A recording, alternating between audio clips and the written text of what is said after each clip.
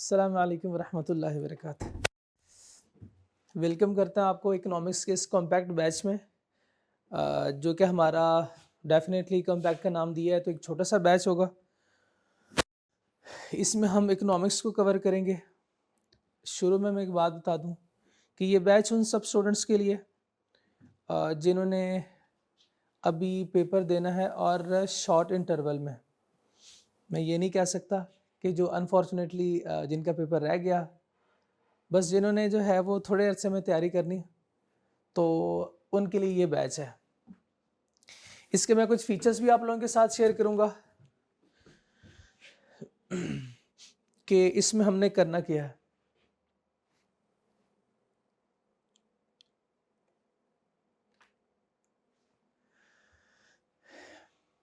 ये हमारा comprehensive yet concise करेंगे, इसको कंप्लीटली कवर। इसमें ईच एंड एवरी हम कॉन्सेप्ट को डिस्कस करेंगे, कॉम्प्रिहेंसिवली डिस्कस करेंगे, लेकिन उस तरह नहीं जिस तरह हम क्लास में डिस्कस करते थे।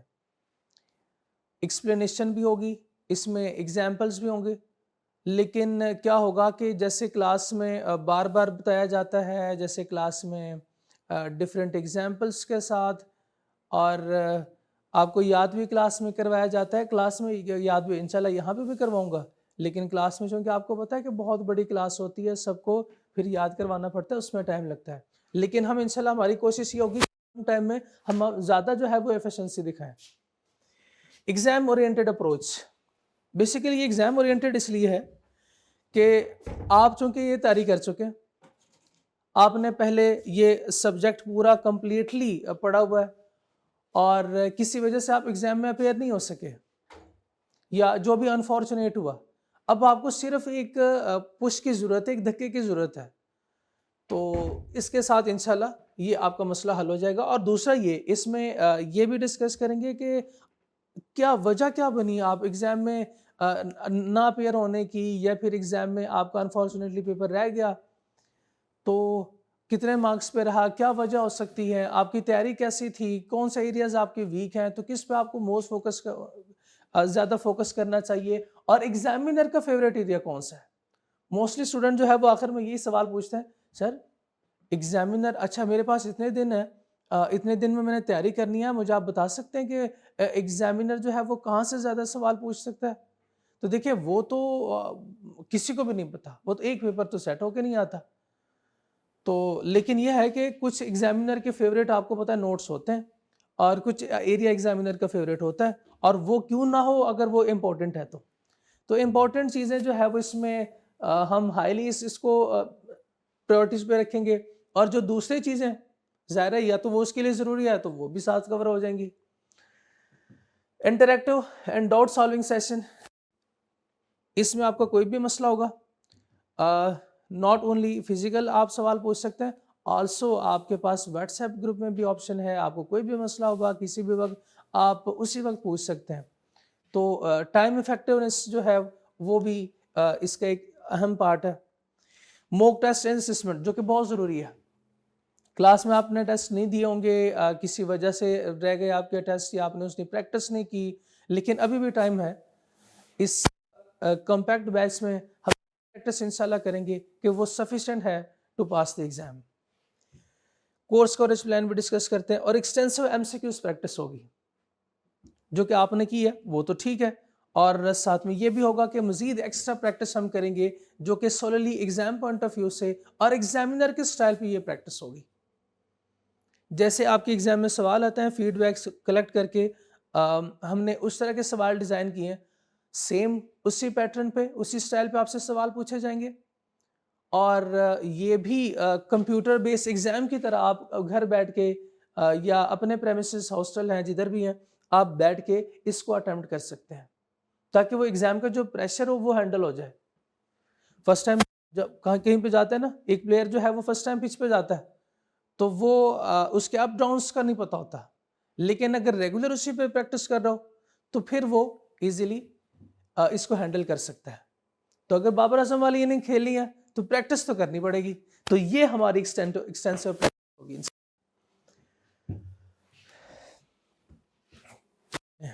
Services you will get, smoothly and timely syllabus coverage, ये तो इंशाल्लाह हो जाएगा। रियल वर्ल्ड केसेस या एग्जांपल्स, देखिए मैं समझता हूँ कि एग्जाम्पल से जो हमें बात समझ आती है वो शायद डायरेक्ट या वैसे मैं बता दूं तो वो कम समझ आती है बात।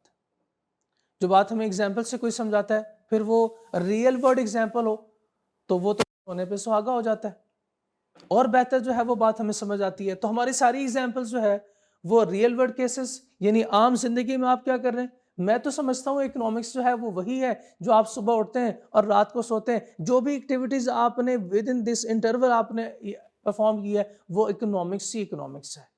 बस हमें पता नहीं है, अब हम इनको इकोनॉमिक्स का रंग, इकोनॉमिक्स का नाम देंगे। पास्ट पेपर एमसीक्यूज प्रैक्टिस करेंगे ऑफ एवरी कॉन्सेप्ट, और इसके अलावा कुछ एवेल्यूएशन के लिए मिनटीमीटर पे टेस्ट करवाए जाएंगे to improve reading and analytical skills. और इसी तरह देखिए, एक तो यह है कि हमारा कोर्स पूरा चैप्टर है, 7-8 सफ़ों का चैप्टर होगा, वो हम याद कर लेंगे। लेकिन क्यों ना आपको एक तावीज दिया जाए, एक सफ़े पे पूरा चैप्टर दे दिया जाए।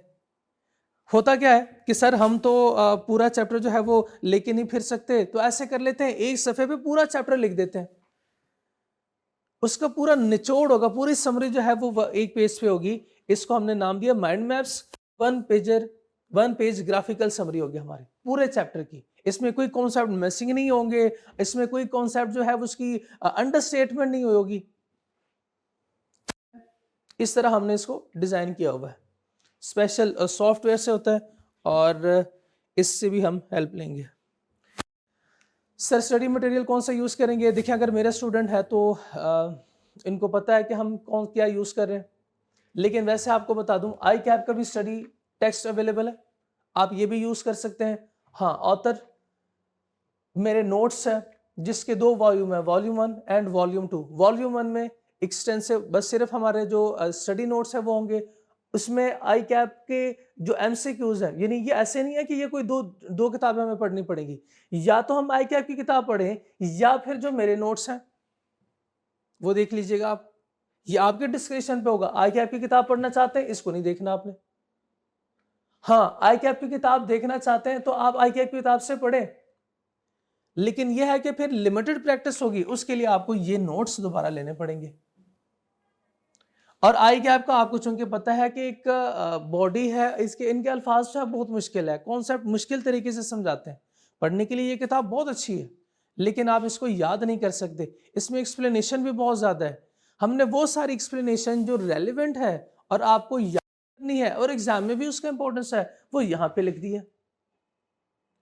मोस्ट कॉन्साइज भी है ये नोट्स और इजी टू अंडरस्टैंड है।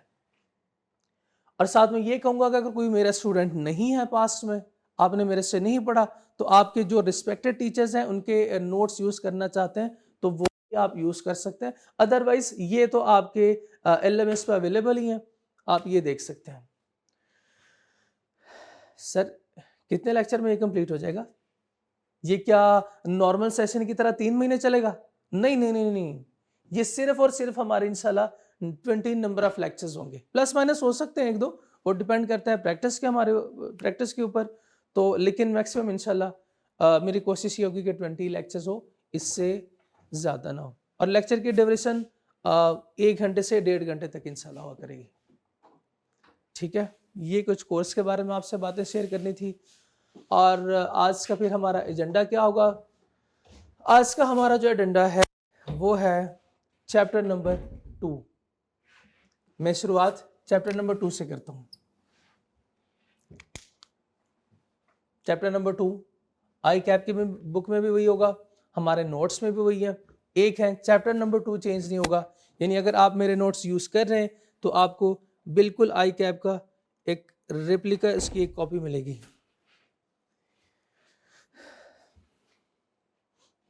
ये देखो, चैप्टर नंबर 2 है हमारा demand, supply and market equilibrium.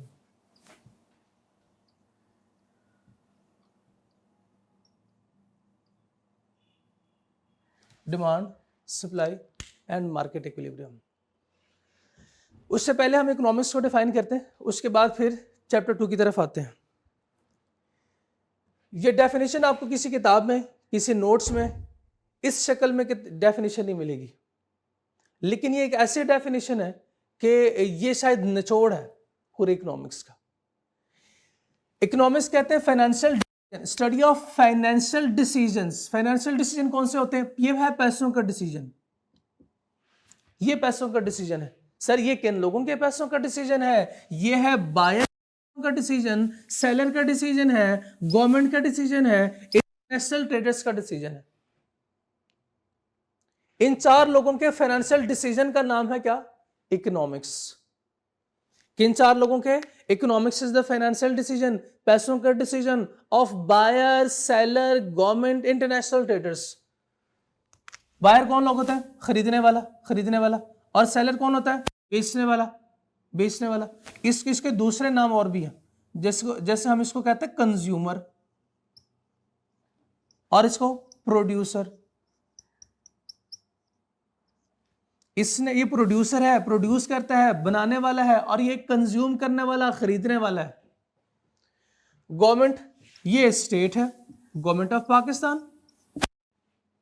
और international traders, international, domestic traders की बात नहीं कर रहा, इंटरनेशनल ट्रेडर्स की बात कर रहा है। और इंटरनेशनल ट्रेड कौन करता है? दो ही लोग तो इंटरनेशनली ट्रेड करते हैं, इंपोर्टर्स एंड एक्सपोर्टर्स। शाबाश, इंपोर्टर्स एंड एक्सपोर्टर्स।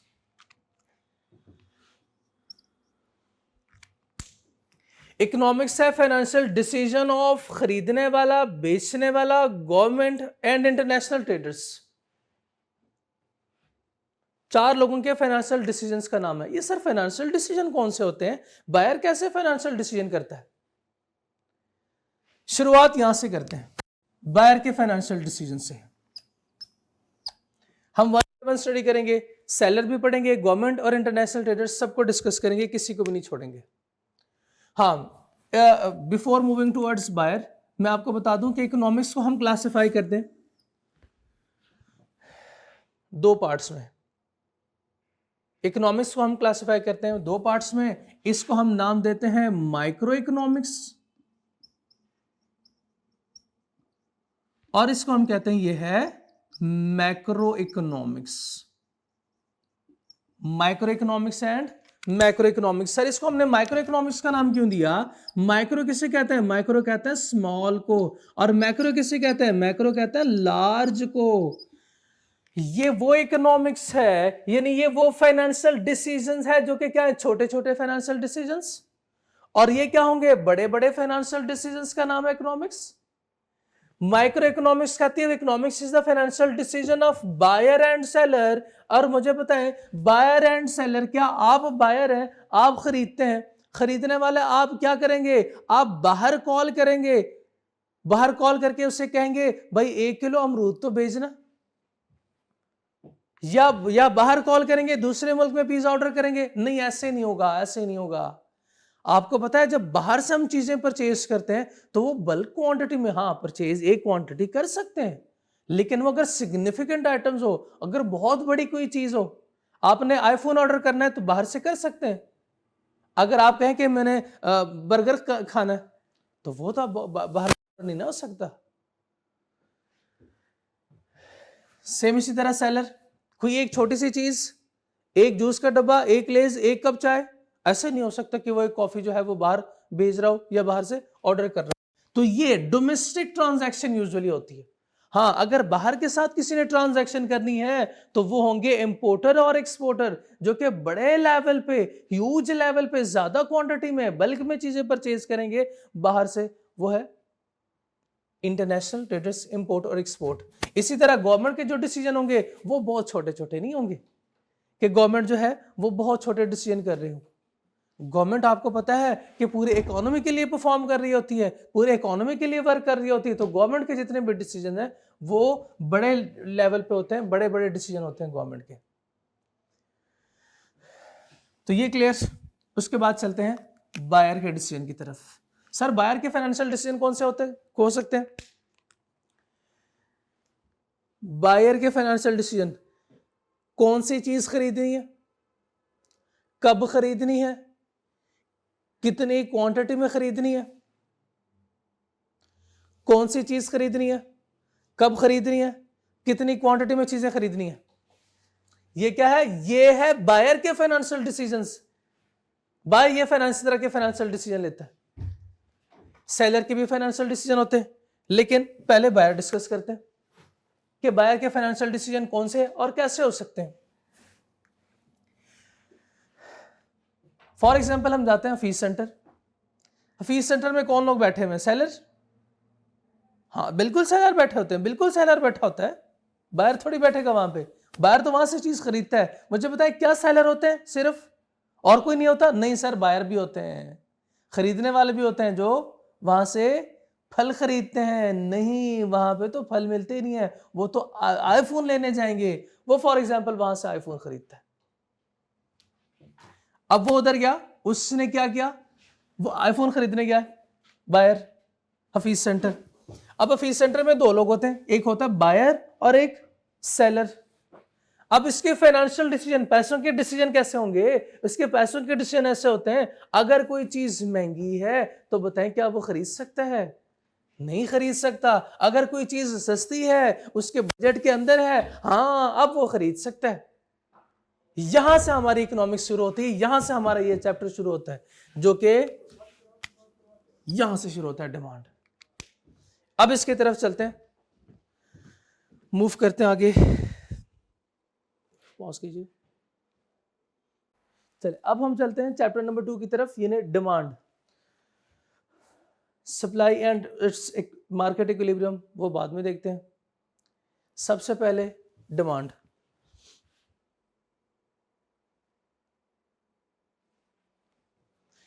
डिमांड क्या है? Demand is the quantity of goods which buyers buyers buyers, इसका मतलब यह हुआ कि डिमांड क्रिएट कौन करेगा? डिमांड क्रिएट बायर के डिसीजन से होगी। बायर को आपने अंडरलाइन करना है। Demand is the quantity of goods. Quantity of goods कितनी? एक आईफोन खरीदने गए थे हम, एक आईफोन खरीदने गए थे, और आईफोन खरीदने गए थे, कौन गया था? लेने वाला, खरीदने वाला, और willing and able to buy at different price levels. मैं कहता हूं इकोनॉमिक्स एरिया, डिमांड की इतनी बड़ी डेफिनेशन नहीं है। डिमांड की डेफिनेशन सिर्फ इतनी होनी चाहिए, इसमें तो दो बातें होनी चाहिए। पहली बात क्या है? विलिंगनेस होनी चाहिए, विलिंगनेस होनी चाहिए, और दूसरी बात क्या है? Ability to buy. और जो सबसे बड़ी बात है, डिमांड क्रिएट कौन करता है? चीजें खरीदता कौन है? चीजें खरीदेगा बायर। बायर चीजें खरीदता है, और उसके लिए क्या शर्त है? विलिंगनेस होनी चाहिए प्लस एबिलिटी टू बाय। एक वो क्या हो कि वो उसकी विलिंगनेस हो, उसकी चाहत हो कि मैं ये चीज खरीदूंगा या ये चीज खरीद रहा हूं, और दूसरा उसके पास पैसे भी हो। ये क्या? Ability to buy. दो चीजें, willingness and able to buy at different price levels.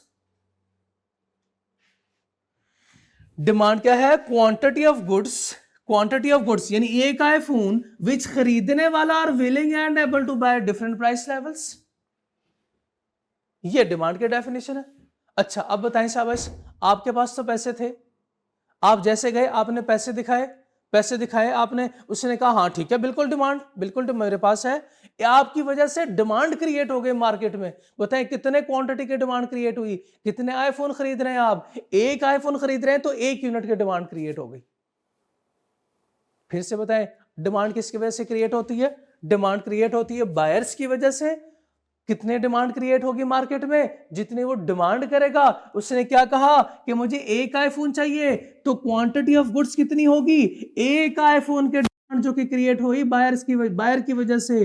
और इसके लिए दो शराइत क्या है? इसके लिए दो शराइत यह कि वो तैयार हो खरीदने को, चाहत रखता हो, ख्वाहिश रखता हो, एंड एबल टू बाय, उसके पास पैसे भी हो।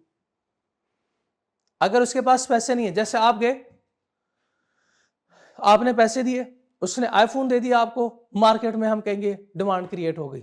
क्योंकि दोनों शराइत जो है वो पूरे हो रहे हैं। दोनों शर्तें कौन सी? Willingness, ability to buy. आपके जाने के बाद एक फकीर भी गया। फकीर ने कहा मेरे पास पैसे तो नहीं है, लेकिन विलिंगनेस है मेरी तो बचपन से विलिंगनेस है, मेरी तो बचपन से ख्वाहिश है कि मैं आईफोन चलाऊं और लोगों को दिखाता फिरूं। आजकल वो देखा है ना, वो मीम्स, वो जब बात भी करते हैं तो ऐसे बात करते हैं, वो आईफोन दिखाते हैं, वो कहता है मैंने भी आईफोन दिखाना है सबको। कहते पैसे तो है नहीं,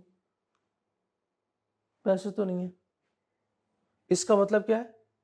ability to buy, able to buy नहीं है वो, दूसरी कंडीशन पूरी नहीं हो रही। अगर दूसरी कंडीशन नहीं पूरी हो रही, मैं कहूंगा डिमांड के डेफिनेशन नहीं पूरी हो रही, डिमांड क्रिएट नहीं होगी, डिमांड क्रिएट नहीं होगी।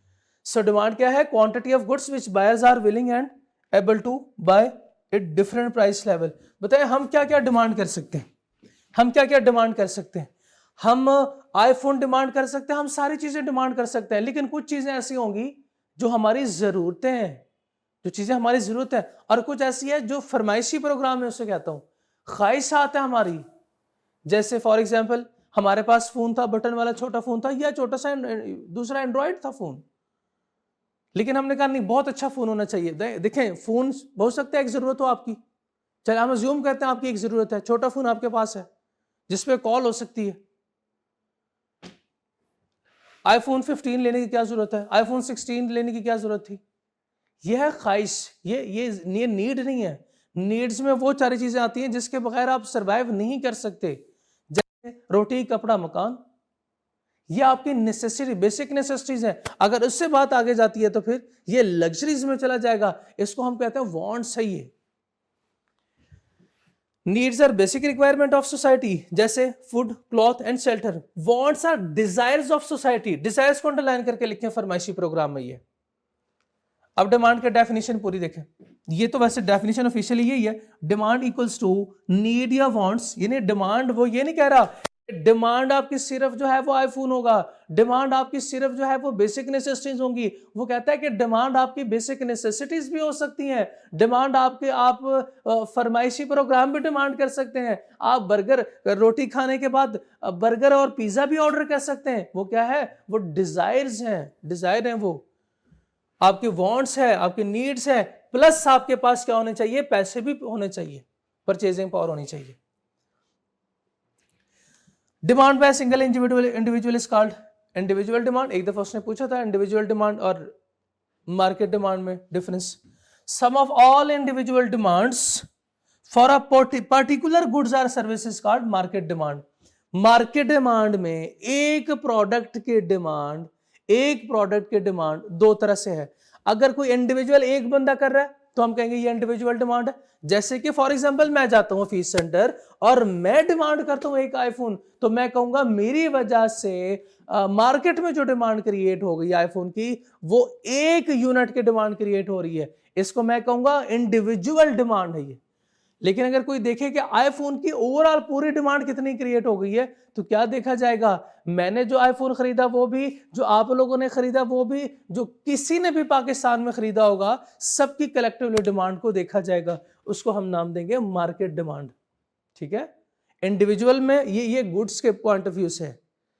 इंडिविजुअल गुड्स एक होनी चाहिए। उसके बाद फिर अगर एक बंदा कंज्यूम कर रहा है तो इंडिविजुअल डिमांड, एक से ज्यादा कर रहे हैं तो हम इसको कहेंगे मार्केट डिमांड है ये। यहां तक बात क्लियर होगी? अब डिमांड क्रिएट होगी।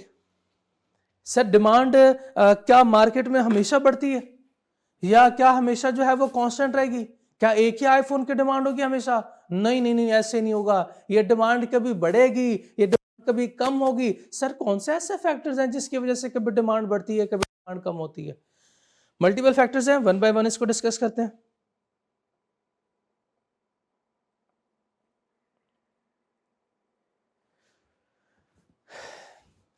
इन सारे फैक्टर्स को हम नाम देते हैं डिटर्मिनेंट्स ऑफ डिमांड। ये डिटर्मिनेंट्स ऑफ डिमांड है। Number one, price of the product. Product की प्राइस की वजह से कैसे हमारे फाइनेंशियल डिसीजन चेंज होते हैं बायर के। अब सारी बातें जो है वो बायर के लिए हो रही हैं। ये सिर्फ सारी बातें बायर के लिए, क्योंकि बायर क्या करता है? मार्केट में डिमांड क्रिएट करता है। ये भी देखें ना, ये हम सिर्फ बायर कर रहे हैं। ये हम सिर्फ डिमांड पढ़ रहे हैं अभी। उसके बाद फिर जब सप्लाई की तरफ जाएंगे तो मैं बताऊंगा क्या डिफरेंस है दोनों में। वो कौन से फैक्टर्स हैं, वो कौन से डिटर्मिनेंट्स हैं जो डिमांड को इफेक्ट करते हैं? Price of the product, price of the product. अच्छा एक बात नोट करें कि इकोनॉमिक्स में वो सारे फैक्टर्स जो बड़े बड़े फैक्टर्स होते हैं, इसको हम नाम देते हैं प्राइमरी डिटर्मिनेंट। ये लफ्ज याद रखना है, प्राइमरी डिटर्मिनेंट। वो सारे बड़े बड़े डिटर्मिनेंट को इकोनॉमिक्स में हम नाम देते हैं primary determinant. Price of the product, क्या प्राइस की वजह से आपके फाइनेंशियल डिसीजन चेंज होते हैं? क्या ऐसे नहीं होता कि आप मार्केट जाते हैं और पूछते हैं कि भाई इसकी प्राइस क्या है, अगर प्राइस ज्यादा हो तो आप कहते हो मैं तो नहीं खरीदूंगा, और अगर प्राइस कम हो, आपकी जेब में उतने पैसे हैं जितना, और आप पे भी कर सकते हैं, आप खरीदना भी चाहते हैं और आपके पास पैसे भी हैं जैसे ऊपर डेफिनेशन में हमने देखा, तो फिर डिमांड क्रिएट करेंगे आप। तो फिर जब आप खरीदेंगे तो आपके इस एक्टिविटी की वजह से, इस ट्रांजैक्शन की वजह से मार्केट में डिमांड क्रिएट होगी। प्राइस ज्यादा होगी तो डिमांड क्या हो जाएगी? कम हो जाएगी, आप नहीं खरीदेंगे। फिर प्राइस अगर ज्यादा हो, बताएं फिर आप खरीदते हैं? अगर प्राइस ज्यादा हो फिर हम नहीं खरीदते, हम कहते हैं मैं तो नहीं खरीद सकता। Price of the product, price of the product, बताएं शाबाश। प्राइस ज्यादा तो हम क्या करते हैं? डिमांड कम करते हैं, हम नहीं खरीदते फिर। और अगर प्राइस कम हो तो फिर हम ज्यादा खरीदते हैं। प्राइस ज्यादा डिमांड कम, प्राइस कम डिमांड ज्यादा। दूसरे नंबर पे इनकम ऑफ कंज्यूमर, ये कंज्यूमर के इनकम पे डिपेंड करता है। लेकिन इनकम ऑफ कंज्यूमर की तरफ जाने से पहले मैं कुछ टाइप ऑफ गुड्स आपको बताना चाहूंगा। 2 टाइप्स ऑफ गुड्स होती हैं, एक को हम नाम देते हैं नॉर्मल गुड्स और दूसरी को हम नाम देते हैं inferior goods. Normal and inferior. मैं आपको डेफिनेशन बताऊंगा, एग्जाम्पल देता हूं, उसके बाद फिर आप डेफिनेशन खुद से ड्राइव कर सकते हैं और आगे मल्टीपल एग्जाम्पल खुद से भी सोच सकते हैं। और जब मैं स्टूडेंट था तो मेरी इनकम कम थी, मैं लंडा बाजार से शॉपिंग करता था, और पब्लिक ट्रांसपोर्ट से मैंने स्कूल आना जाना है तो पब्लिक ट्रांसपोर्ट से आना जाना होता था मेरा। लेकिन जैसे जैसे मेरी इनकम बढ़ गई, मैंने लंडा बाजार से चीजें खरीदना बंद कर दी है। अब मैं डिफरेंट ब्रांड्स की तरफ मैंने मूव किया। जब मैं स्टूडेंट था पब्लिक ट्रांसपोर्ट से आता था, लेकिन अब मेरे पास पर्सनल कन्वेंस है। जब मेरी इनकम ज्यादा हो गई, इकोनॉमिक्स में हम इनकम को डिनोट करते हैं वाई से, ये तो आपको पता होगा। मेरी इनकम बढ़ गई, कुछ चीजों को मैंने छोड़ दिया। इनकम मेरी बड़ी है तो मैंने कुछ चीजों को छोड़ दिया। वो सारी चीजें जिसको हम छोड़ देते हैं उसको हम कहते हैं ये मेरे लिए अब इंफीरियर है, मेरी औकात अब ऊपर हो गई है, अब ये मेरे लिए एक चीप गुड है, तो मेरे लिए चीपर गुड है, इसको मैं क्या करूंगा? उसको छोड़ दूंगा। क्या आप ऐसे नहीं करते कि जब आपकी इनकम बढ़ती है तो आप चीपर गुड्स को छोड़ देते हैं? क्या आप ऐसे नहीं कहते कि घर के सामने BFC से बर्गर खाते थे आप, पहले तो आपके लिए वो KFC था, अब वो आप कहते हो नहीं अब तो मेरी इनकम बढ़ गई, अब मैं KFC जा सकता हूं। बताए आपने आपकी जैसे इनकम बढ़ गई वो BFC को छोड़ा आपने कि नहीं छोड़ा? वो क्या है आपके लिए अब चीपर, वो सस्ती गुड है, तो हम इसके डिमांड को कम करेंगे। बताए इंफीरियर गुड कौन सी गुड्स होगी? चीपर गुड होंगी। चीपर गुड वो होती है कि जब हमारी इनकम बढ़ती है तो हम कहते हैं अब मेरी औकात बढ़ गई, मेरे लेवल तक ये चीज नहीं, तो जब आपकी लेवल की चीज नहीं होगी तो फिर आप उसके डिमांड को रिड्यूस करेंगे। नॉर्मल गुड वो सारी गुड, हमारी इनकम बढ़े तो हम इसकी डिमांड को भी इंक्रीज करें, डिमांड को भी इंक्रीज करें। जैसे आप पहले बर्गर नहीं खा सकते थे लेकिन आप बर्गर खा रहे हैं, इनकम बढ़ने से उस प्रोडक्ट की डिमांड बढ़ गई, ये क्या है, नॉर्मल गुड का डेफिनेशन है। इनकम बढ़ने से अगर डिमांड भी बढ़े तो ये नॉर्मल गुड है, इनकम बढ़ने से डिमांड कम हो तो ये कौन सी गुड्स है, इंफीरियर गुड कहलाएगी।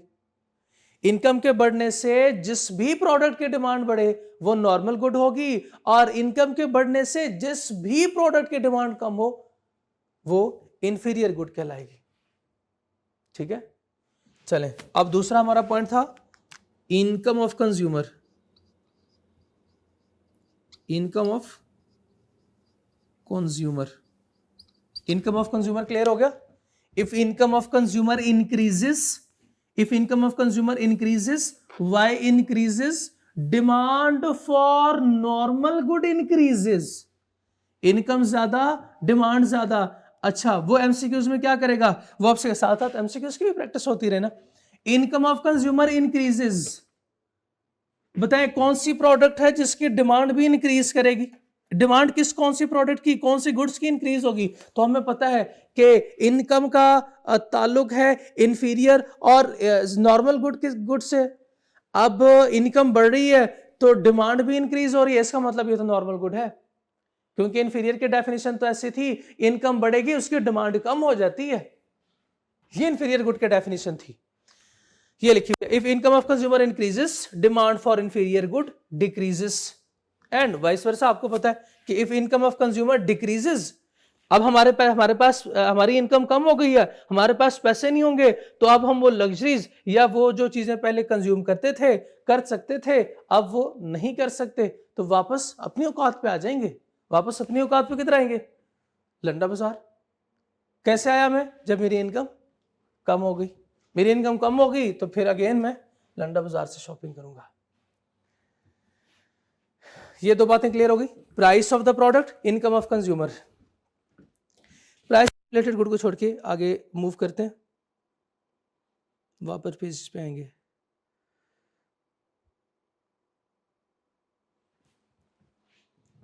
पॉपुलेशन और नंबर ऑफ बायर्स, पॉपुलेशन और number of buyers. For example, आपके घर में पर्सन्स की तादाद जो है वो है 5, इनके लिए रोटियां आती है 10।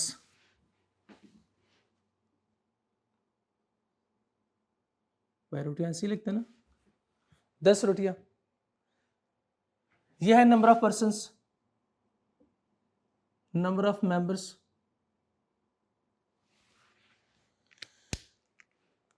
अगर किसी दिन मेहमान आते हैं, मेहमान आ गए फॉर एग्जांपल आपके घर, और घर में अब जो तादाद है वो हो गई है 10,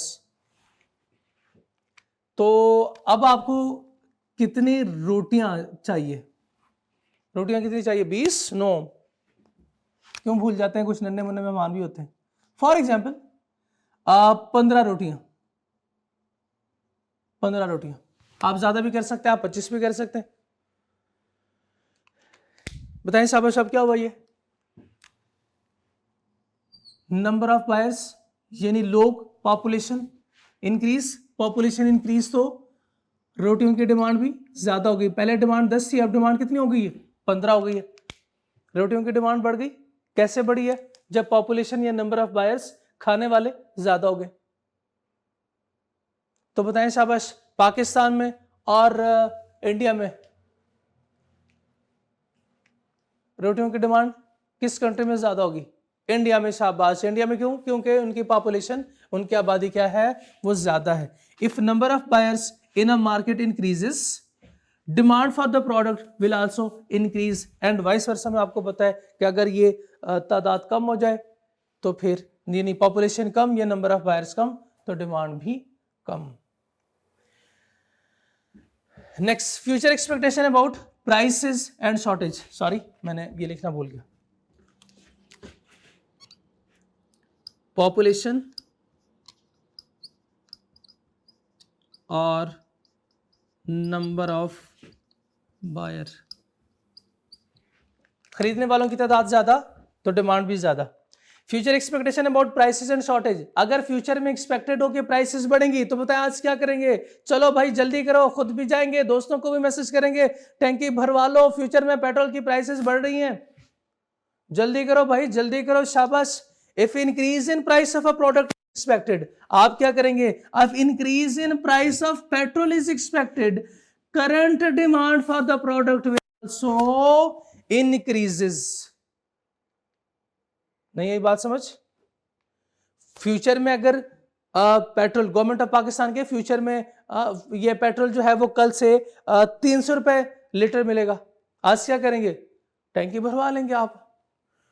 इसी तरह जब हम एक्सपेक्टेशन हो, फ्यूचर में एक्सपेक्टेशन हो, देखिए फ्यूचर एक्सपेक्टेशन है, ये फ्यूचर की बेस पे हम डिसाइड कर रहे हैं कि आज की डिमांड क्या होनी चाहिए।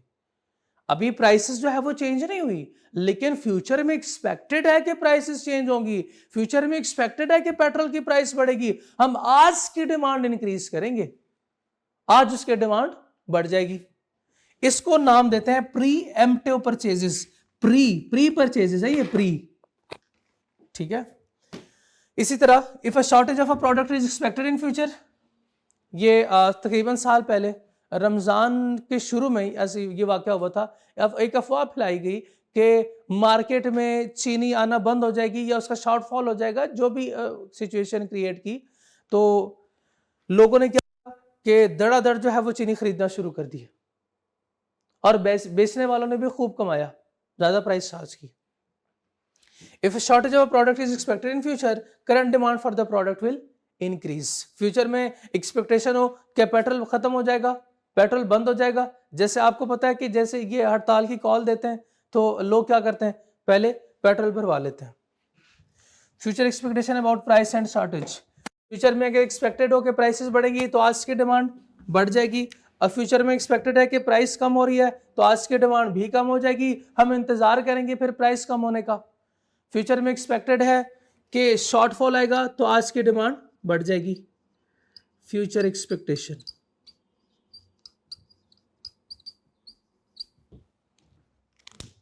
Next, test of preferences, test of preference की वजह से भी आपकी डिमांड बढ़ जाती है। अभी जब हम आ रहे थे ना तो बारिश हो रही थी, ऐसी था, तो जब बारिश होती है तो फिर समोसा खाने का दिल करता है, फिर पकोड़े खाने का दिल करता है, फिर चाय पीने का दिल करता है। मेरी चाय तो ऐसे पड़े पड़े ठंडी हो गई, तो चाय पीने का उस वक्त दिल करता है, तो उस वक्त भी हम डिमांड क्रिएट करते हैं। ये क्या है, टेस्ट ऑफ प्रेफरेंसेस है। रमजान में खजूरों की डिमांड बढ़ जाती है, क्योंकि आप प्रेफर करते हैं कि जब आप अफ्तारी करेंगे तो रोजा खजूर से के साथ अफ्तार करेंगे।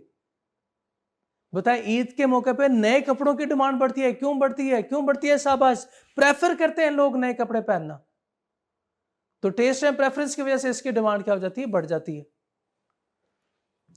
Test and preferences change due to change in culture, fashion, special occasion, weather और सीजन। जैसे गर्म कपड़ों की डिमांड कब बढ़ेगी, गर्मियों में बढ़ेगी ना गर्म कपड़ों की डिमांड, नहीं नहीं नहीं नहीं, सर्दियों में गर्म कपड़ों की डिमांड और गर्मियों में ठंडे जो कपड़े उसकी डिमांड बढ़ जाती है। शरबत की डिमांड, ये जो ठंडा शरबत बेचते हैं इसकी डिमांड आपने देखा होगा कि ये चली वाले या चने वाले जो आजकल बेचते हैं, ये सर्दी गर्मियों में नहीं होते, लेकिन सर्दियों में ये लोग आ जाते हैं क्योंकि उसकी डिमांड बढ़ जाती है। This will cause change in demand for a product. आखिरी एडवर्टाइजमेंट, एडवर्टाइजमेंट की वजह से भी डिमांड बढ़ती है। हाँ, सक्सेसफुल एडवर्टाइजमेंट हो अगर तो उसकी वजह से भी डिमांड बढ़ती है। पेप्सी पहले से ज्यादा स्ट्रांग हो गई है, बाबर आजम। खूबसूरती का राज क्या है, बस जरा सा लक्स।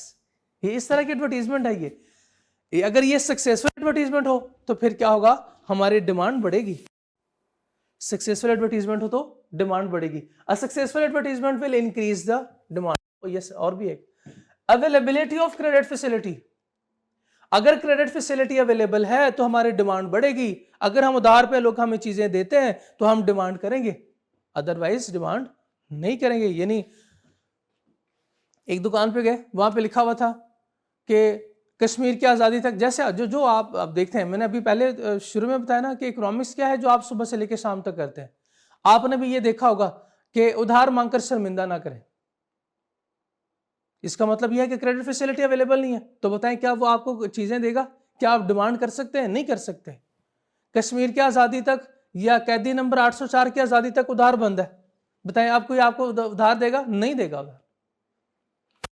उन्होंने आना नहीं है, उधार आपको मिलना नहीं है। और एक दुकान पे गए, वहां पे लिखा हुआ था कि नकद बड़े शौक से, उधार अगले चौक से।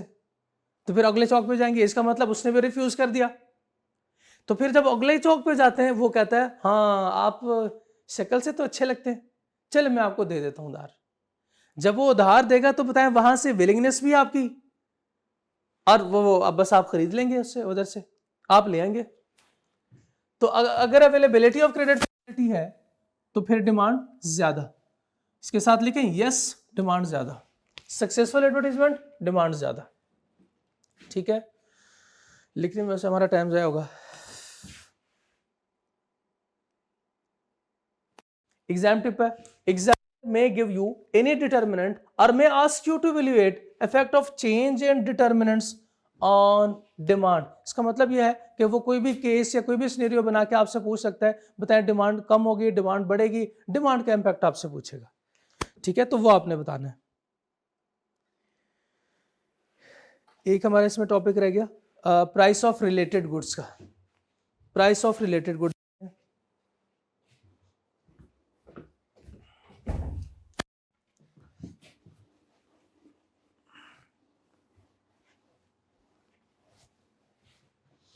Related goods. अगेन मैं टाइप्स ऑफ गुड्स डिस्कस करूंगा। दो टाइप्स ऑफ गुड्स आपने देखी, दो और देखते हैं। एक है अनरिलेटेड गुड्स, ये सिर्फ बाइफर्केशन है, ये बेसिकली टाइप नहीं है। और एक है रिलेटेड गुड्स। लफ्ज सुन के ही आपको अंदाजा हो गया होगा कि ये क्या है। गुड्स मैंने लिखा है, गुड नहीं लिखा, गुड्स लिखा है। गुड्स का मतलब क्या है, एक से ज्यादा होंगी चीजें। एक से ज्यादा चीजों का अगर कोई रिलेशन नहीं है, अन किसके लिए यूज करते हैं, नॉट, नॉट रिलेटेड। अगर दोनों का आपस में कोई रिलेशन नहीं है तो हम कहेंगे ये अनरिलेटेड गुड्स है। जैसे कि शूज और फैन, शूज और एसी, दोनों में कोई रिलेशन है, कोई रिलेशन नहीं है, तो इसका मतलब ये क्या है, ये अनरिलेटेड गुड्स है, ये अनरिलेटेड गुड्स है। और related goods, related, related, relation, relation mean इसका मतलब ये हुआ कि दोनों जो गुड्स हैं, मैंने गुड्स लिखा है अगेन, दो जो गुड्स हैं इनमें आपस में कोई ना कोई रिलेशन जरूर है। मियां बीवी का नहीं होगा, गुड्स है ये, बंदे नहीं है सर। अच्छा, रिलेटेड गुड्स है। रिलेटेड गुड्स को हम क्लासिफाई करते हैं दो में। एक है कॉम्प्लीमेंट्री गुड्स। कॉम्प्लीमेंट्री कैसे कहते हैं आप कहते हैं पिज्जा खाएंगे, पिज्जे के साथ तो बोतल जो है ये तो कॉम्प्लीमेंट है, ये तो कॉम्प्लीमेंट है। वो क्या है, कॉम्प्लीमेंट्री गुड्स। बताता हूं फिर इसके डेफिनेशन। और एक सब्स्टिट्यूट, सब्स्टिट्यूट, सब्स्टिट्यूट गुड्स और कॉम्प्लीमेंट्री गुड्स। बिरयानी के साथ बोतल कॉम्प्लीमेंट है, ये इसका मतलब यह है कि बिरयानी के बगैर या बोतल के बगैर आप बिरयानी नहीं खाते। ये तो एक एग्जांपल थी वैसे, लेकिन वो सारी गुड्स जो कि जरूरी है एक दूसरे के लिए, जो कि एक दूसरे के लिए जरूरी है, एक गुड्स दूसरे के बगैर कुछ भी नहीं है। जैसे आप अपने दोस्त के बगैर कुछ भी नहीं है, वो कौन सी गुड्स होंगी, कॉम्प्लीमेंट्री गुड्स है। एक एग्जांपल देखें,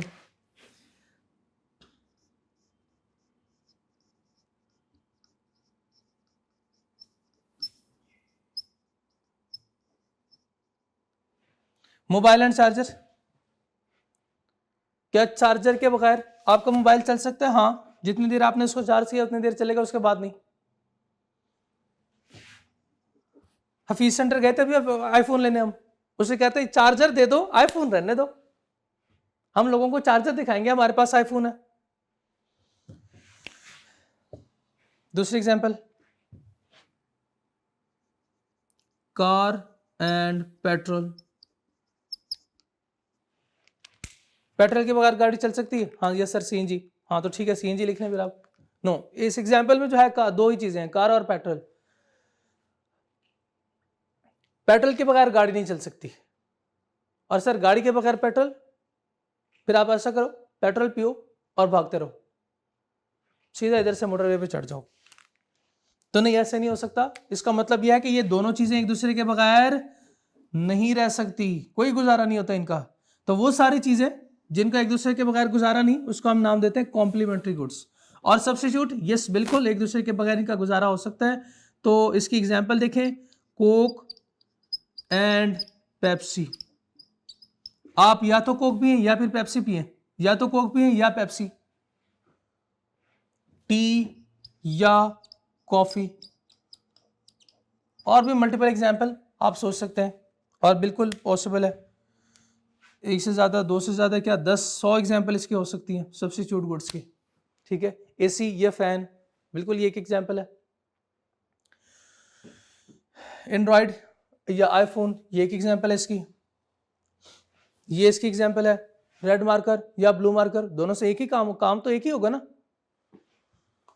कोक या पेप्सी, या आप ऐसे करते हो जब किसी के घर में मान जाते हो आप, तो आप ऐसे करते हो कि कोक और पेप्सी को मिक्स करते हो, मिक्स करके पीते हो। इसका मतलब सब्स्टिट्यूट गुड्स वो गुड्स होंगी जिसको हम एज अल्टरनेटिव यूज कर सकते हो। ये डेफिनेशन लिखी हुई है। रिलेटेड गुड्स को हमने क्लासिफाई किया सब्स्टिट्यूट में और कॉम्प्लीमेंट गुड में। और कॉम्प्लीमेंट गुड कौन सी है? जो एक दूसरे के बगैर नहीं रह सकती, यानी एक के लिए दूसरे का होना जरूरी है। और सब्स्टिट्यूट गुड्स एक दूसरे के अल्टरनेटिव इसको हम यूज कर सकते हैं और करते भी ऐसे ही हैं। चलें अब इसको जो है वो डिमांड के पॉइंट ऑफ व्यू से पढ़ते हैं। बताएं शाबाश, अगर प्राइस बढ़े, ये एग्जांपल लेते हैं।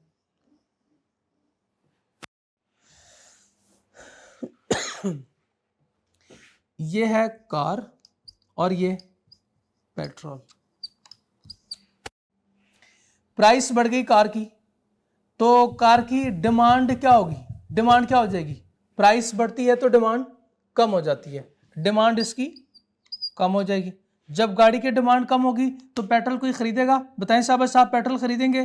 पेट्रोल खरीदेंगे? नहीं खरीदेंगे, तो इसका मतलब यह है कि इसकी डिमांड भी कम हो जाएगी।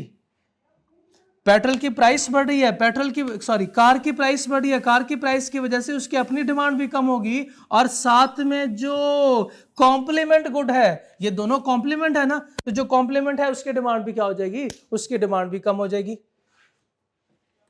और अगर प्राइस क्या हो जाए, अगर प्राइस अभी तो ना, प्राइस अगर रिड्यूस हो जाए, तो जब प्राइस कम होती है क्या होता है? उस सूरत में गाड़ी की डिमांड बढ़ जाएगी। जब गाड़ी की डिमांड बढ़ेगी तो लोग पेट्रोल भी ज्यादा खरीदेंगे, तो डिमांड भी बढ़ जाएगी। इसका मतलब यह हुआ कि प्राइस बढ़ेगी तो कॉम्प्लीमेंट गुड्स अगर है तो दोनों की डिमांड साइमल्टेनियसली मूव करती है। देखा आपने, पहले साइमल्टेनियसली एक साथ डिक्रीज हो रही थी, अब एक साथ इंक्रीज हो रही है। प्राइस एक की बढ़ी है लेकिन डिमांड दोनों की साइमल्टेनियसली मूव कर रही है। मूव अप करेगी या फिर डाउन, डिपेंड करता है प्राइस के ऊपर। क्लियर? नेक्स्ट आगे सब्स्टिट्यूट भी देख लेते हैं। सब्स्टिट्यूट की एग्जांपल कोक एंड पेप्सी।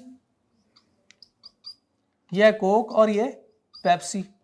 पता है दोनों को क्या अल्टरनेटिवली यूज कर सकते हैं? बिल्कुल कर सकते हैं। या तो दोस्त को पेप्सी पिलाओ या दोस्त को कोक पिला दो। दोनों सूरतों में उसने राजी तो नहीं होना। खैर, राजी तो अल्लाह को करना होता है। प्राइस इंक्रीज, प्राइस ज्यादा, इसकी प्राइस ज्यादा, मुझे बताएं इसकी अपनी डिमांड क्या हो जाएगी? इसकी अपनी डिमांड कम हो जाएगी। प्राइस ज्यादा तो इसकी अपनी डिमांड कम। अब लोग कहेंगे हम तो कोक ना खरीदे, हम तो ये नहीं खरीदेंगे, तो क्या करेंगे फिर? वो जाएंगे पेप्सी की तरफ, वो पेप्सी खरीदेंगे। कोक की अपनी डिमांड क्या हो गई? कोक की अपनी डिमांड कम हो गई। और जो सब डिमांड, क्योंकि अब ये बायर जो है वो खरीदने वाले दूसरी तरफ मूव करेंगे ना, वो पेप्सी खरीदेंगे। क्यों? ऐसे क्यों होगा? क्योंकि ये चीज अब सस्ती हो गई है, ये इनके लिए महंगी है ये चीज। क्लियर? ये चीज महंगी है और ये सस्ती, तो यहां तक, यहां पे लोग आएंगे। कुछ बात समझ आई? चलें फिर से क्विकली रिवाइज करें। प्राइस ऑफ द प्रोडक्ट है, प्राइस ज्यादा तो डिमांड कम, प्राइस कम तो डिमांड ज्यादा। इनकम ऑफ कंज्यूमर, इस इनकम ऑफ कंज्यूमर को हमने डिवाइड किया था टू टाइप्स ऑफ गुड्स में, नॉर्मल और इन्फीरियर में। इनकम ज्यादा तो नॉर्मल गुड की डिमांड ज्यादा, इनकम ज्यादा तो इन्फीरियर गुड की डिमांड कम। पॉपुलेशन और नंबर ऑफ बायर ज्यादा तो डिमांड भी ज्यादा। फ्यूचर एक्सपेक्टेशन है, फ्यूचर में एक्सपेक्टेड है कि प्राइसेस बढ़ेंगी तो आज की डिमांड जो है वो बढ़ जाएगी। फ्यूचर में एक्सपेक्टेड है कि प्राइस कम होगी तो आज की डिमांड भी कम हो जाएगी। फ्यूचर में एक्सपेक्टेड है कि शॉर्टेज होगी तो फिर उसकी डिमांड बढ़ जाएगी, जिसको हमने नाम दिया था प्रीएम्प्टिव परचेजेस। इसके बाद जो हमने पढ़े वो है अवेलेबिलिटी ऑफ क्रेडिट फैसिलिटी। अगर क्रेडिट फैसिलिटी अवेलेबल है तो डिमांड ज्यादा होगी, अगर सक्सेसफुल एडवर्टीजमेंट है तो भी डिमांड उस सूरत में ज्यादा होगी। प्राइस ऑफ रिलेटेड गुड्स में हमने गुड्स को क्लासिफाई किया अनरिलेटेड और अनरिलेटेड में। अनरिलेटेड को हमने डिफाइन किया वो दो चीजें जिसका आपस में कोई ताल्लुक नहीं है, for example shoes and fan. आप और एग्जांपल जो है वो सोच सकते हैं। अनरिलेटेड गुड्स में टू टाइप्स ऑफ को मैं क्लासिफाई किया इसको, कॉम्प्लीमेंट्री एंड सब्स्टिट्यूट। कॉम्प्लीमेंट्री वो जो एक दूसरे के बगैर नहीं रह सकती, एक की प्राइस बढ़ेगी तो दोनों की डिमांड कम होगी, एक की प्राइस कम होगी दोनों की डिमांड बढ़ेगी। सब्स्टिट्यूट गुड्स, सब्स्टिट्यूट गुड जिसको हम अल्टरनेटिवली यूज करते हैं, एक की प्राइस बढ़ेगी, इसकी अपनी डिमांड कम होगी और दूसरे की प्राइस बढ़ जाएगी। ठीक है, दूसरे की प्राइस बढ़ जाएगी।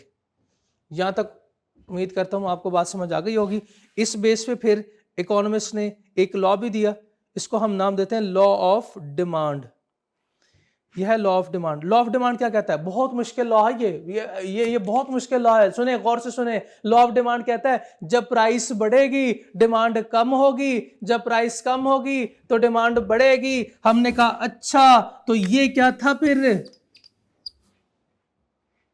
कहता है यही तो मैंने बताया था, इसीलिए इसके साथ लिखवाया था कि ये एक बहुत बड़ा डिटर्मिनेंट है, एक बहुत बड़ा फैक्टर है प्राइस ऑफ द प्रोडक्ट, जिसको हमने नाम दिया था प्राइमरी डिटर्मिनेंट। तो ये है law of demand. Effect of price on demand है ये, effect of price on demand. Price की वजह से डिमांड में चेंज आएगा, डिमांड की वजह से प्राइस में चेंज नहीं आएगा। ये कहता है प्राइस की वजह से जो डिमांड में चेंज आता है मैं वो बताऊंगा आपको। तो लॉ ऑफ डिमांड क्या बताता है, क्या सिखाता है? Effect of price on demand. तो प्राइस की वजह से प्राइस बढ़ेगी तो क्वांटिटी डिमांडेड कम हो जाएगी, और प्राइस कम होगी तो क्वांटिटी डिमांड बढ़ जाएगी। लफ्ज एक लिखा हुआ है सेट्रस पारिबस। सेट्रस पारिबस ये कौन सी बस है? सेट्रस पारिबस है, जो गजुमता से चादर जाती है, नहीं वो वाली नहीं है। सेट्रस पारिबस है, सारी सवारियां बिठाओ। भाई कौन सी सारी सवारियां? कौन सी सारी सवारियां? ये तो ड्राइवर है, इसको तो छोड़ो, बाकी सारी सवारियां बिठाओ। ये सारी सवारियां कौन सी है? Non price determinant.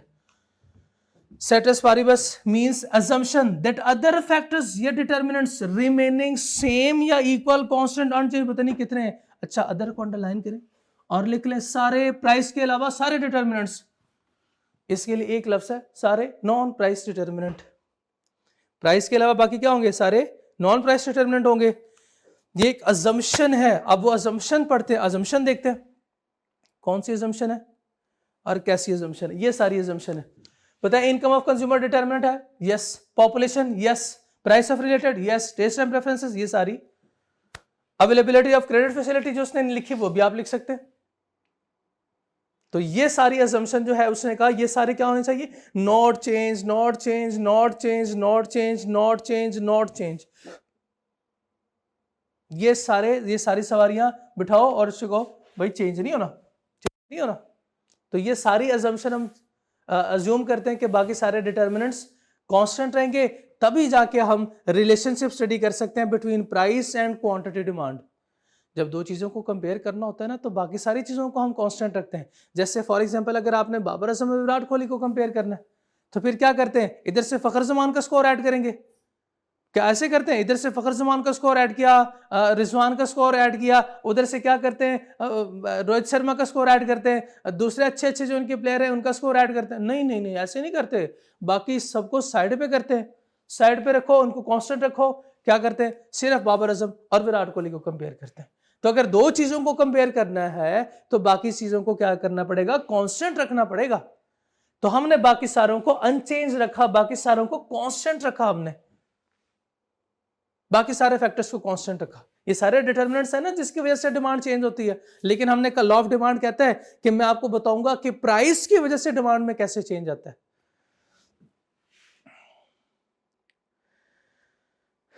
लेकिन इकोनॉमिस्ट के जो है उनकी आदत है कि कोई भी लॉ उन्होंने प्रेजेंट करना तो 3 मैसेज करते हैं, 3 डिफरेंट फॉर्मेट में देते हैं। एक टेबल,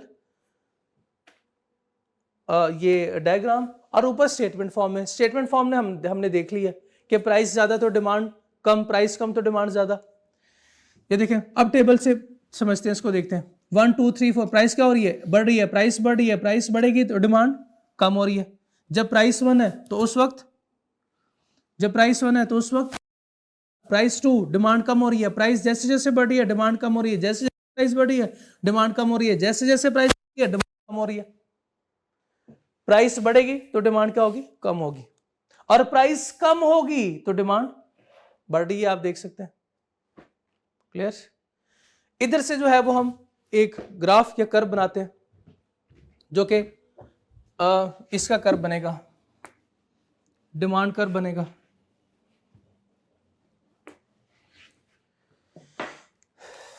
देखिए चूंकि हमारे एग्जाम में वो हमसे ये कर्व बनवाएगा नहीं, तो मैं डायरेक्टली इसको ड्रॉ करूंगा। प्राइस इधर लिखूंगा, ये प्राइस है और ये है क्वांटिटी डिमांड। प्राइस है 1, प्राइस 1 ये, तो उस वक्त डिमांड इधर है 5 है, ज्यादा है। प्राइस 2 तो डिमांड कम होगी, डिमांड ऐसे कम होगी, ऐसे कम होती जाएगी। इस तरह का एक कर्व बनेगा, इसको हम नाम देंगे, ये है demand curve, D for demand, ये डिमांड कर्व है। और बताएं शाबाश, ये पॉजिटिव स्लोप है नेगेटिव स्लोप है? नेगेटिव स्लोप है, ठीक है। नेगेटिव स्लोप के रीजन क्या हो सकते हैं, या क्या रीजन है इसके, ये नेगेटिव स्लोप क्यों है, ये डिमांड कर्व नेगेटिव स्लोप है? अच्छा वैसे ये देखें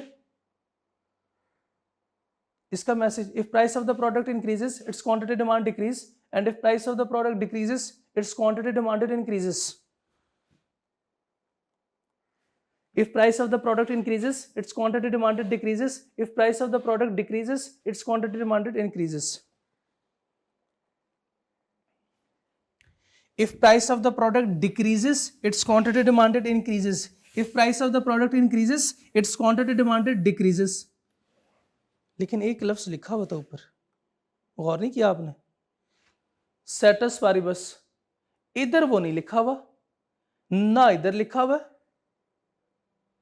ना इधर लिखा हुआ। क्या करें अब, लिखे इधर?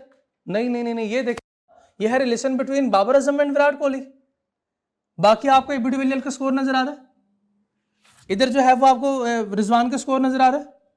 नहीं है, कहीं पे भी नहीं है।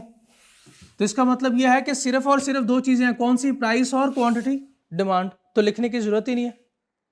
इधर बताएं शाबाश, कहीं पे लिख लो छोटा करके सेटस वाली बस। नहीं, अब तो आपको पता है कि प्राइस और क्वांटिटी डिमांड का ही रिलेशन है।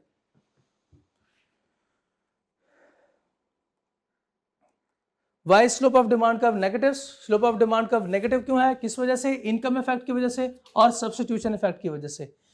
इनकम इफेक्ट कहते हैं when price increases people will feel poor. ये कैसे होता है कि जब प्राइस बढ़ती है, जब प्राइस बढ़ेगी तो जो हमारी एग्जिस्टिंग इनकम होती है वो क्या हो जाती है? उस प्रोडक्ट के लिए वो कम हो जाती है। जैसे फॉर एग्जांपल मेरी इनकम थी ₹100 मेरी इनकम है। पहले जो है वो एक बर्गर आता था फॉर एग्जांपल 50 का, बर्गर एक है 50 का, तो मैं मैक्सिमम कितने बर्गर खा सकता हूं? दो बर्गर खा सकता हूं। इसका मतलब ये हुआ कि डिमांड कितनी क्रिएट होगी मार्केट में? दो क्वांटिटी, दो बर्गर की डिमांड क्रिएट हो रही है। अगर बर्गर की प्राइस बढ़ के 50 से 60 हो जाए तो बताएं क्या अब मैं दो डिमांड कर सकता हूं? नो, अब मैं दो बर्गर डिमांड नहीं कर सकता। अब मैं एक बर्गर खरीद सकता हूं, एक बर्गर खरीदूंगा प्लस थोड़े से पैसे मेरे पास बच जाएंगे, लेकिन मैं दो, यानी डिमांड क्या हो गई? कम हो गई। कैसे कम हुई है? जब प्राइस बढ़ गई है किसी भी चीज की, प्राइस बढ़ेगी तो हमारी जो एग्जिस्टिंग इनकम होती है वो क्या हो जाती है? कम हो जाती है। If price increases people will feel poorer, is their purchasing power has decreased. अब मेरी परचेजिंग पावर क्या हो गई? विलिंगनेस तो भी है लेकिन परचेजिंग पावर डिक्रीज हो गई। Existing consumer buy less of this product, तो वो अब थोड़ी क्वांटिटी में खरीदेंगे हम। सब्स्टिट्यूशन इफेक्ट, जैसे कि हमने इधर देखा सब्स्टिट्यूशन इफेक्ट उसमें, सब्स्टिट्यूट गुड्स में, when price increase this good become expensive people will shift to substitute goods. कोई डिफरेंस नहीं है दोनों में, बिल्कुल सेम वही बात कर रहे हैं। Sir reason of downward slope of demand curve, ये तो कर्व जो बनता है वो तो प्राइस और क्वांटिटी डिमांड का होता है रिलेशन, तो ये इनकम इफेक्ट और सब्स्टिट्यूशन इफेक्ट कहां से आ गया? ये बेसिकली इनकम इफेक्ट और सब्स्टिट्यूशन इफेक्ट नहीं है, ये तो एक धोखा है। इनकम इफेक्ट और सब्स्टिट्यूशन इफेक्ट धोखा है। ये देखिए प्राइस क्या हो रही है, इंक्रीज हो रही है, ये देखिए प्राइस क्या हो इंक्रीज हो रही है। इसका मतलब ये हुआ पीछे इसके जो कहानी है वो इंक्रीज की है, प्राइस इंक्रीज की है, प्राइस इंक्रीज की कहानी, प्राइस डिक्रीज की कहानी, यानी प्राइस की कहानी है। तो अगर एग्जाम में आता है इनकम इफेक्ट है, सब्स्टिट्यूशन इफेक्ट है, तो बिल्कुल ये दोनों ठीक है। अगर एग्जाम में आता है इनकम इफेक्ट है, सब्स्टिट्यूशन इफेक्ट है, प्राइस इफेक्ट है, तो तीनों ठीक है। ये हम तीनों ठीक करेंगे कि इनकम इफेक्ट भी है, प्राइस इफेक्ट भी है और सब्स्टिट्यूशन इफेक्ट भी है। Next, practical importance of the law of demand. इस लॉ की इंपॉर्टेंस क्या है हमारी जिंदगी में? की इंपॉर्टेंस जो है वो बहुत ज्यादा है, बहुत ज्यादा इंपॉर्टेंस है। सबसे पहले देखें प्राइस डिटर्मिनेशन। इस लॉ की मदद से हम प्राइस को डिटरमिन कर सकते हैं। कैसे डिटरमिन कर सकते हैं बताएं साहब? बस आप मार्केट जाते हैं तो किस प्राइस पे चीज खरीदते हैं? जो आपको सेलर बोलता है, जो बेचने वाला आपको बताता है इतनी प्राइस है। आप मार्केट जाते हैं तो आपकी प्रैक्टिकल ऑब्जर्वेशन क्या कहती है? साहब बस आप बताएं कि जब आप जाते हैं चीज की प्राइस पूछते हैं, उसी प्राइस पे खरीद के ले आते हैं? नहीं नहीं नहीं नहीं, आप तो नेगोशिएट करते हैं, बार्गेनिंग करते हैं उसके साथ, फिर एक कॉमन प्राइस सेट होती है। इस तरह ये लॉ ऑफ डिमांड हेल्प करता है प्राइस डिटर्मिनेशन में। पढ़ेंगे अभी अगले नेक्स्ट लर्निंग ऑब्जेक्टिव में। Decision making by producers. Producer ने डिसाइड करना होता है फ्यूचर में मुझे कौन सी प्रोडक्ट ज्यादा प्रोड्यूस करनी है। इसका मतलब लॉ ऑफ डिमांड प्रोड्यूसर की भी हेल्प करता है, नॉट ओनली कंज्यूमर। बहुत अच्छा लॉ ये तो। Demand schedule help the producer to plan for future by analyzing the impact of change in prices on the quantity demanded। Future में जो है शॉर्टफॉल है, उसे पता है अब चीजें शॉर्ट हो गई हैं, लोग डिमांड कर रहे हैं, तो प्राइसेस ज्यादा हो जाएंगी इसकी। Decision making by finance minister. बताएं साहब बस फाइनेंस मिनिस्टर जो है ये भी जो है वो आता है, वो कहता है भाई मुझे टैक्स दो, मुझे टैक्स दो। इसका काम क्या है? टैक्स बढ़ाना। If increase in tax decrease demand significantly, it is not wise to increase taxes or all tax collection will decrease। इसमें वो ये कहना चाह रहा है कि गवर्नमेंट जो है या ये फाइनेंस मिनिस्टर, इसको टैक्सेस ज्यादा नहीं करने चाहिए, बहुत ज्यादा। अगर वो बहुत ज्यादा टैक्सेस इंपोज करेगा तो लोगों की इनकम कम हो जाएगी। जब इनकम कम होगी तो लोग डिमांड कम करेंगे, उसकी वजह से हमारी टैक्स कलेक्शन कम हो जाएगी, टैक्स की कलेक्शन कम हो जाएगी। लिमिटेशंस भी देखें, वन बाय वन इसको भी डिस्कस करते हैं। Basic necessities of life. बताएं साहब बस आज अगर रोटी के प्राइस बढ़ गई तो आप नहीं खाएंगे रोटी, छोड़ दें यार क्या खाना रोटी, प्राइस बढ़ गई है, अम्मा ने भेजा जाओ रोटी लेके आओ। आप गए वहां पे, आपने देखा 20 रुपए की रोटी हो गई, मैं तो नहीं खरीदूंगा, मुझे सर ने बताया था प्राइस बढ़ेगी तो हम डिमांड कम करेंगे, हम तो आज से रोटी खाना बंद, आज कोई रोटी नहीं खाएगा। नहीं नहीं, आपको पता है बेसिक नेसेसिटीज हम ये नहीं छोड़ सकते। वो उसके बाद change in income. Income of consumer is increase, demand for the product will increase even if it's prices increases is going up. Income बढ़ रही है, इनकम बढ़ रही है और बर्गर की प्राइस भी बढ़ गई। आपकी इनकम भी बढ़ी और बर्गर की प्राइस भी बढ़ गई, आपके तो कोई मसला नहीं, मसला ही कोई नहीं, अभी भी मैं परचेज कर सकता हूं, अभी भी विलिंगनेस है, अभी भी एबिलिटी टू बाय है, अभी भी मैं परचेज कर सकता हूं, तो मैं तो करूंगा। अनसर्टेनिटी, जैसे अमीर लोगों की इनकम होती है ना ज्यादा, तो आपको पता है जब चीजों की प्राइसेस ज्यादा होती है तो ये कहते हैं कोई मसला नहीं, खैर क्या हो गया, 2 रुपए तो प्राइस बढ़ गई, 10 रुपए तो प्राइस बढ़ गई, 50 रुपए, तो इसके लिए इनके लिए मैटर नहीं करते, वो इनसिग्निफिकेंट है। अनसर्टेनिटी अबाउट फ्यूचर प्राइस और शॉर्टेज। फ्यूचर में एक्सपेक्टेड है कि प्राइसेस जो है वो कम या ज्यादा हो जाएगी, हमने पढ़ा उसकी वजह से हम डिमांड भी चेंज करेंगे, लेकिन एक्चुअल में तो प्राइस रिड्यूस ही नहीं हुई।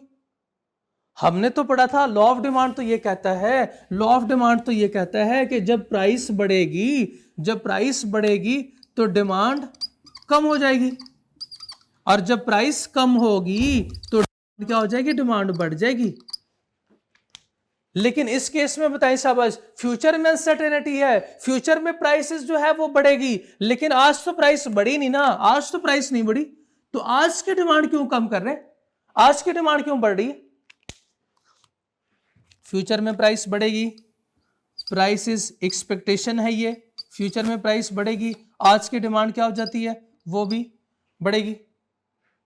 ये तो अजीब बात नहीं होगी कि प्राइस बढ़ने से डिमांड कम हो रही थी, अब कह रहे हैं कि प्राइस फ्यूचर में बढ़ेगी तो डिमांड बढ़ जाएगी। बताएं डिमांड कब बढ़ती है, जब प्राइस कम हो, लेकिन यहां पे तो प्राइस कम हो नहीं रही, ये तो प्राइस कम हो नहीं रही।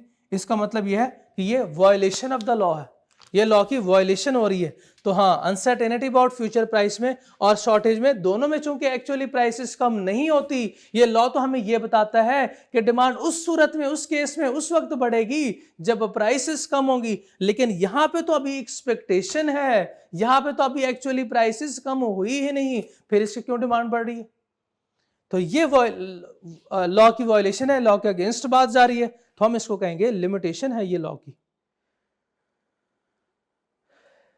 नेक्स्ट, गुड्स इन्फ्लेशन और मार्क ऑफ डिस्टिंक्शन। आईफोन ये क्या है, आईफोन क्या है, ये क्या है, गुड इन्फ्लेशन, यह है गुड्स इन्फ्लेशन।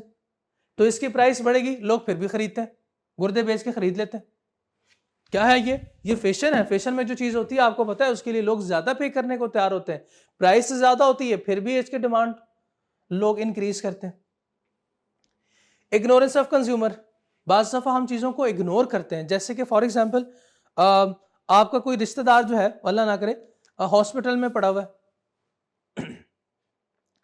अब मेडिसिन की जरूरत है, आप जाते हैं बाजार में, पूछते हैं मेडिसिन, आपको पहले पता है कि यार ये 50 रुपए की मेडिसिन मिल जानी है, लेकिन जब आप जाते हो और अगले को भी पता है कि इसको अब मजबूरी है, पता है हम आपको ये भी पता है, हमारे माशाल्लाह से पाकिस्तानी मजबूरी का पूरा पूरा फायदा उठाते हैं कि ये दवाई आपको 500 की मिलेगी। अब आप क्या करते हैं, प्राइस ज्यादा होगी, आप कहते हैं मैं तो नहीं खरीदूंगा, रिश्तेदार जाए जन्नत में अल्लाह के पास, लेकिन मैं ये दवाई नहीं खरीदूंगा क्योंकि सर ने बताया था कि प्राइस बढ़ेगी तो डिमांड कम करेंगे, सीधा जाएंगे मरीज के पास, प्राइस बढ़ गई है, डिमांड मैं नहीं खरीदूंगा।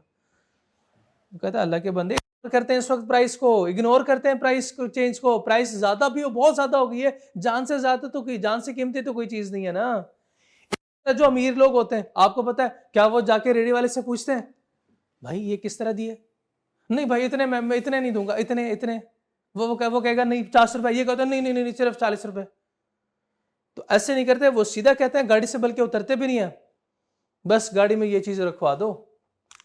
तो वो इग्नोर करते हैं। कंज्यूमर में not be aware of all prices offered by different sellers, लेकिन फिर भी वो डिमांड को इंक्रीज करते हैं अगर उन्होंने ज्यादा रेट बता भी दिए तो। गिवन गुड्स, ये एक छोटा सा कॉन्सेप्ट है गिवन गुड्स का, ये समझते हैं।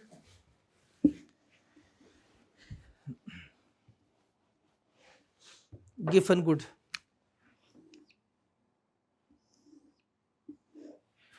फॉर एग्जाम्पल हम दो गुड्स कंज्यूम कर रहे हैं, एक है इंफीरियर गुड या कह लें आपके दाल है हमारे पास, और इस तरफ मैं लिखता हूं गोश्त। गोश्त महंगा है ना, तो हाँ दो चीजें, एक गोश्त है एक दाल है, वैसे इसकी प्राइस मेरा ख्याल है ज्यादा होती है। आप क्या कहते हैं 3 दिन गोश्त खाते हैं और 4 दिन दाल खाते हैं, तो कितने दिन हो गए आपके हफ्ते में? 7 दिन होते हैं, बिल्कुल ठीक है, 7 दिन आपके पूरे हो गए। बताएं शाबाश, अगर दाल की प्राइस बढ़ गई, दाल की प्राइस बढ़ गई, दाल की प्राइस बढ़ेगी, आप गोश्त खाएंगे? ओए दाल की प्राइस, पहले दाल के पैसे नहीं है, गोश्त कहां से खाएंगे? तो ऐसे करते हैं, चलो ठीक है 3 दिन ये खाएंगे और 3 दिन जो है वो दाल खा लेते हैं, ठीक है ना, ऐसे कर लेते हैं, एक दिन रोजा रख लेंगे, सवाब को सवाब मिल जाएगा और काम भी हो जाएगा। नो नो नो, ऐसे नहीं ऐसे नहीं ऐसे नहीं, ऐसे नहीं करेंगे, बल्कि क्या करेंगे, हम इसकी डिमांड को कम करेंगे, दाल सॉरी हम गोश्त चूंकि एक्सपेंसिव है, गोश्त की डिमांड को कम करेंगे और इसकी डिमांड बढ़ा देंगे। यानी पहले हम 3 दिन खा रहे थे, अब हम ऐसे करेंगे 2 दिन गोश्त खाएंगे और 5 दिन हम दाल खाएंगे। कितने दिन हो गए? 7 डेज, पूरा हफ्ता पूरा हो गया ना, 5 दिन और 2 दिन, क्योंकि ये चीज महंगी है और ये चीज सस्ती है, इसकी प्राइस बढ़ गई, इसकी प्राइस बढ़ गई। अब हम क्या करें, चीज की नहीं, हम सस्ती चीज अफोर्ड नहीं कर सकते, महंगी चीज की तरफ कैसे जा सकते हैं? हाँ, अगर ये फॉर एग्जांपल 50 रुपए की होती और ये 100 रुपए, फिर हम ऐसे कर सकते हैं कि इसके डिमांड को कम करें, इसके डिमांड को कम करेंगे तो 100 रुपए बच जाएंगे, 100 रुपए बचेंगे तो वो दाल कंज्यूम कर सकते हैं, वो फिर हम दाल खा सकते हैं। तो हमने क्या किया कि प्राइस बढ़ रही थी इस प्रोडक्ट की, दाल की प्राइस बढ़ रही थी, हमने दाल की डिमांड भी बढ़ा दी है। आप देख सकते हैं दाल की डिमांड 4 से 5 हो गई है, ये होने क्या चाहिए थी 3। डिमांड कम होनी चाहिए थी, लेकिन हमने इसके डिमांड को बढ़ा दिया। प्राइस बढ़ी है, डिमांड भी बढ़ रही है, ये तो लॉ की वायलेशन है। तो यही तो लिमिटेशन है, वो भी तो वही तो हम पढ़ रहे, तो लिमिटेशन ही तो पढ़ रहे हम। क्लियर हो गया? ये था हमारा लॉ ऑफ डिमांड। पॉज कीजिएगा।